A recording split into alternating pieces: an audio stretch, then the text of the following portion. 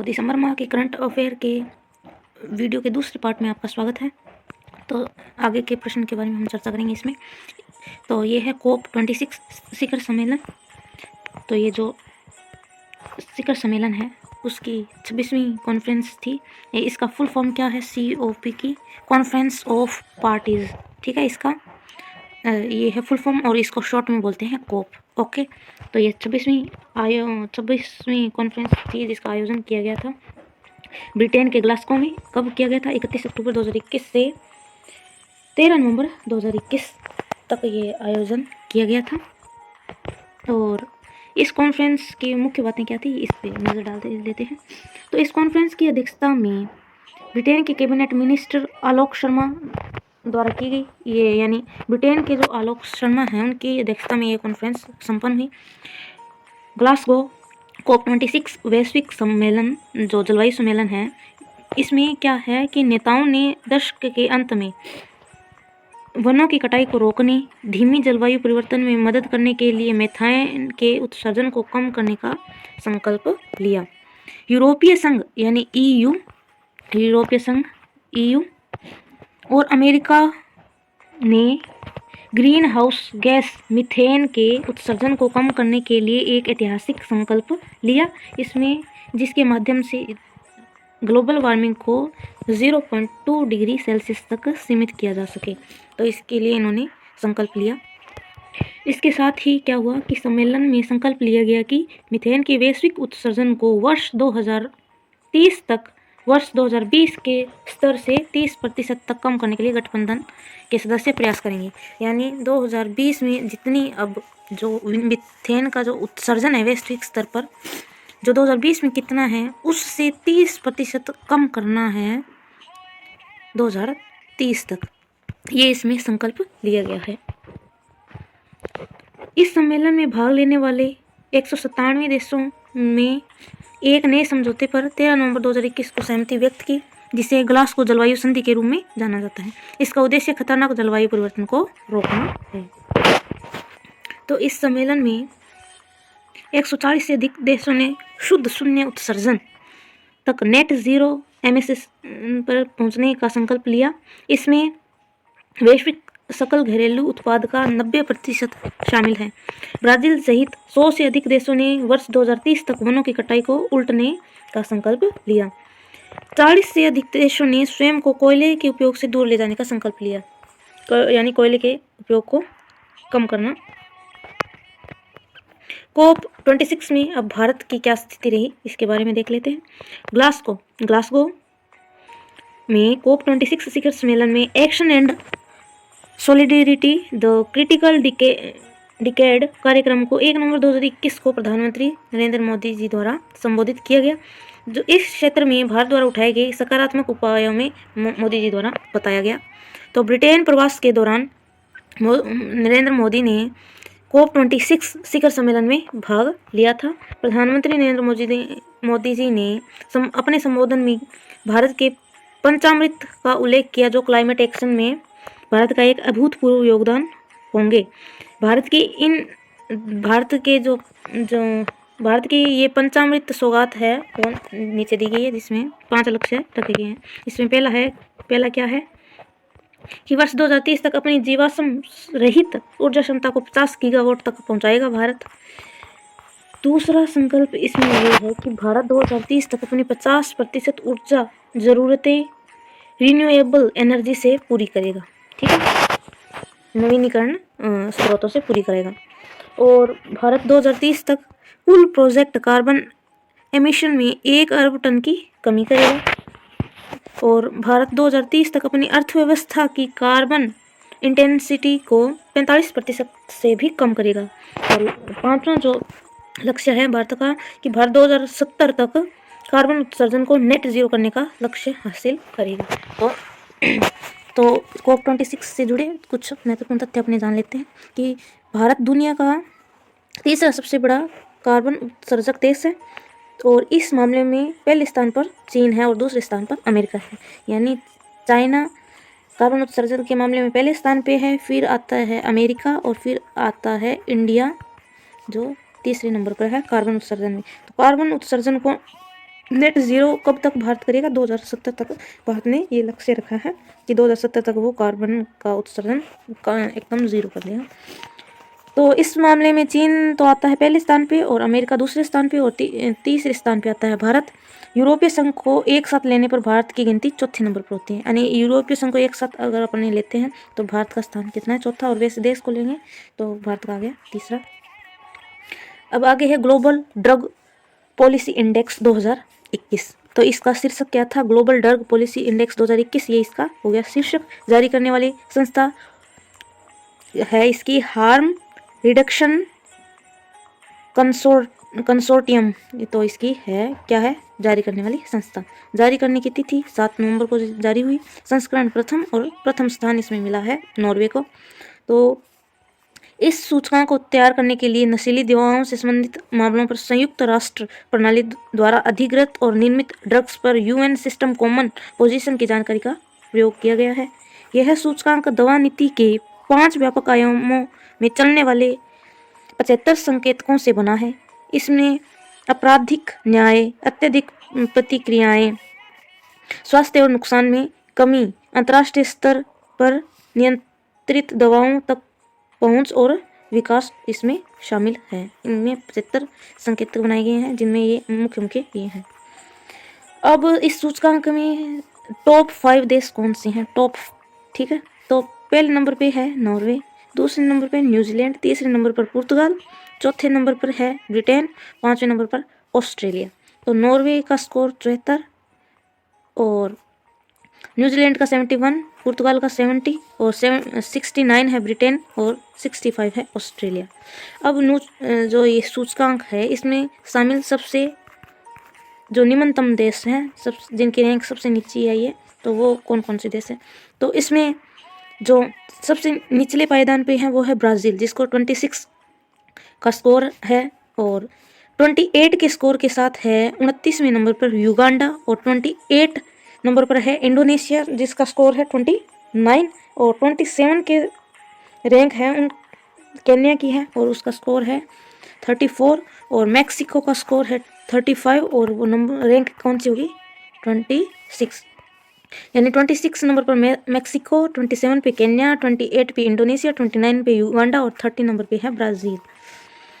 और इस सूचकांक में अब भारत की स्थिति कैसी है? तो इसमें देखते हैं अपने भारत की स्थिति क्या है। तो सूचकांक की उस उद्घाटन संस्करण में भारत को 46 यानी 46 के ओवरऑल स्कोर के साथ 18वीं रैंक प्रदान की गई, यानी भारत का स्कोर है 46, रैंक कितनी आ गई? 18वीं रैंक भारत को मिली है। और इस सूचकांक के विभिन्न संकेतकों में भारत का स्कोर क्या रहा है? तो चरम प्रतिक्रियाओं का अभाव इसमें रहा है रैंक, जो स्कोर है 63 और अनुपात और आपराधिक न्याय में स्कोर रहा है 38, नुकसान में कमी में रहा है 49 और औसती तक पहुंच रहा है 33 स्कोर रहा है भारत का।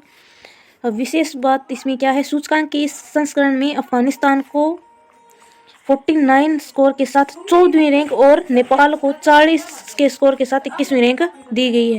तो नेपाल की रैंक कितनी आई? नेपाल की जो रैंक है वो आई है 21वीं और इंडिया की अपने रैंक है वो कौन सी है? 18वीं।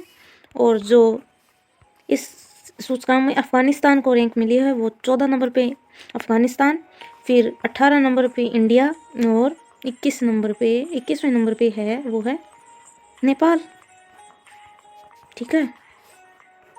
तो अब अगला हमारा जो पॉइंट है, अगली जो फैक्ट है वो है कि भारत व चीन सहित 6 देश यूनेस्को की कार्यकारी बोर्ड हेतु निर्वाचित।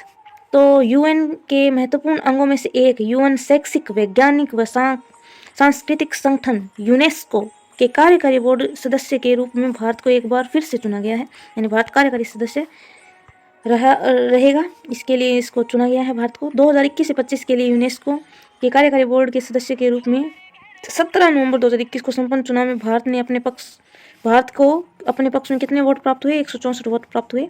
तो यूनेस्को की जो फुल फॉर्म है वो है United Nations Educational, Scientific and Cultural Organization, UNESCO इसकी फुल फॉर्म होगी। और भारत को 2021 से 25 की कार्य अवधि हेतु एशियाई और प्रशांत देशों के समूह कौन से में रखा गया है? 4 में रखा गया है। और भारत के अतिरिक्त ग्रुप 4 एशिया व प्रशांत देश से ही जापान, यानी ग्रुप 4 में कौन कौन से देश शामिल है ये अपने मान सकते हैं कि जापान, फिलीपीन, वियतनाम, कुक द्वीप समूह और चीन को भी यूनेस्को कार्यकारी बोर्ड के सदस्य के रूप में चुना गया है। भारत इसमें सम्मिलित है।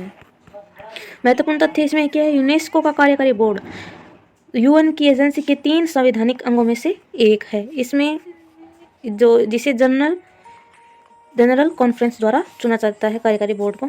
जनरल कॉन्फ्रेंस के अधीन कार्य करते हुए यह कार्यकारी बोर्ड संगठन के कार्यक्रमों और महानिदेशक द्वारा प्रस्तुत किए गए संबंधित बजट अनुमानों की जांच करता है।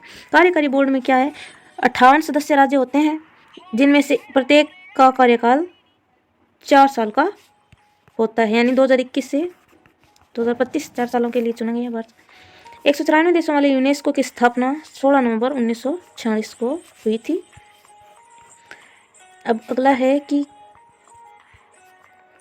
QS एशिया यूनिवर्सिटी रैंकिंग 2022 में जो यूनिवर्सिटी रैंकिंग है उसमें इसको जारी किसने किया है? इसको जारी किया है क्वाकवेरेली साइमंडस ने इसको जारी किया है, यानी QS ने ही इसको जारी किया है। और शीर्ष संस्थान यानी पहले नंबर पे कौन सी संस्था रही है जो शीर्ष पर रही है? वो है नेशनल यूनिवर्सिटी ऑफ सिंगापुर। तो उच्च शिक्षा के लिए वैश्विक थिंक टैंक क्वाकवेरेली साइमंडस द्वारा जारी इस रैंकिंग में 687 ऐसी शिक्षा संस्थानों और विश्वविद्यालयों को सम्मिलित किया गया था रैंकिंग में। इसमें मुख्य भूमि चीन के सबसे अधिक विश्वविद्यालयों यानी 687 में से चाइना के ही है 126, यानी 126 तो चाइना के ही हैं इसमें शामिल विश्वविद्यालय ने रैंकिंग हासिल की है, जबकि भारत और जापान इस मामले में क्रमशः दूसरे और तीसरे स्थान पर हैं। तो रैंकिंग में शीर्ष जो 10 संस्थान है वो कौन कौन से हैं? पहला तो है नेशनल यूनिवर्सिटी ऑफ सिंगापुर, इसका स्कोर कितना है? 100, और कौन देश में है? सिंगापुर में है। दूसरा है पेकिंग यूनिवर्सिटी, जो इसका स्कोर है 99.5, जो कहाँ पे है? चाइना में। तीसरी यूनिवर्सिटी है नानयांग टेक्नोलॉजिकल यूनिवर्सिटी, जिसका स्कोर है 98.7, और ये कहाँ पे है? ये भी सिंगापुर में है। अभी तीसरी रैंक है द यूनिवर्सिटी ऑफ हांगकांग, तो इसका स्कोर रहा है 98.7, और ये हांगकांग में है। और सिन्हुआ यूनिवर्सिटी ये चीन में है 98.3, और हेजियांग यूनिवर्सिटी ये भी चीन में है, इसका स्कोर है 97.8। फुडान यूनिवर्सिटी ये भी चीन में है और इसका स्कोर है 97.4, और यूनिवर्सिटी मलाया इसका स्कोर है 94.9, ये कहाँ पे है? मलेशिया में। और 9 नंबर पे है the Hong Kong university of science and technology, ये है हांगकांग में, 94.2 इसका स्कोर है। और फिर है संगाई सिया सोंग यूनिवर्सिटी, ये है 93.9 इसका स्कोर, और कहाँ पे है? चीन में है। ओके, तो रैंकिंग में भारत की स्थिति QS एशिया यूनिवर्सिटी रैंकिंग में जो एशिया की 687 शिक्षा संस्थानों और विश्वविद्यालयों में से भारत की रैंकिंग है वो 117 संस्थानों को शामिल किया गया था। भारत के 117 संस्थानों को। इस मामले में भारत चीन के बाद 126 थे। और आगे चलते हैं। इस रैंकिंग में भारत के केवल 7 विश्वविद्यालय ही शीर्ष 100 में स्थान बना पाए हैं।